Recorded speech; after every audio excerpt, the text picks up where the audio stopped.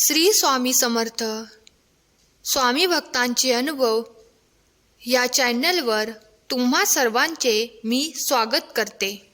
स्वामी भक्त हो, जराही वेळ न दवडता आज मी तुम्हाला स्वामी सेवेकरी दादांना आलेला अनुभव त्यांच्या शब्दात सांगणार आहे. चला तर ऐका मग. दिवस दत्त जयंतीचा होता. आम्ही केंद्रामध्ये दत्त महाराजांची बालरूपातील रांगोळी काढत होतो. मला महत्त्वाचे काम असल्याने वेळेच्या अभावी महाराजांना क्षमा मागून रांगोळीत गाय व 4 कुत्रे न काढता पत्नी व मुलीच्या मदतीने बालरूपातील श्रीदत्त महाराजांची चित्र रांगोळी करून मी घरी परतलो.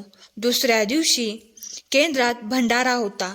सकाळची आरती झाल्यानंतर काही महिला सेवेकऱ्यांनी रांगोळी पाहिली तर आश्चर्यच. रांगोळीतील बालदत्तात्रयांच्या अंगावर चक्क गायी व कुत्र्याचे पावले उमटलेली होती. पाहण्यासाठी गावकऱ्यांनी गर्दी केली. अर्थ स्पष्ट होता. स्वामी महाराजांनी अपूर्ण राहिलेली रांगोळी पूर्ण केली होती. डोळे भारावून आले व क्षमा मागितली.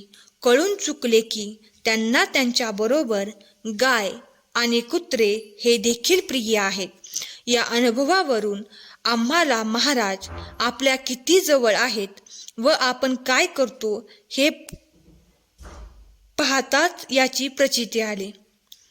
श्री स्वामी समर्थ. स्वामी भक्त हो, असेच अनुभव ऐकण्यासाठी या अनुभवाला लाईक करा, शेअर करा. धन्यवाद. श्री स्वामी समर्थ.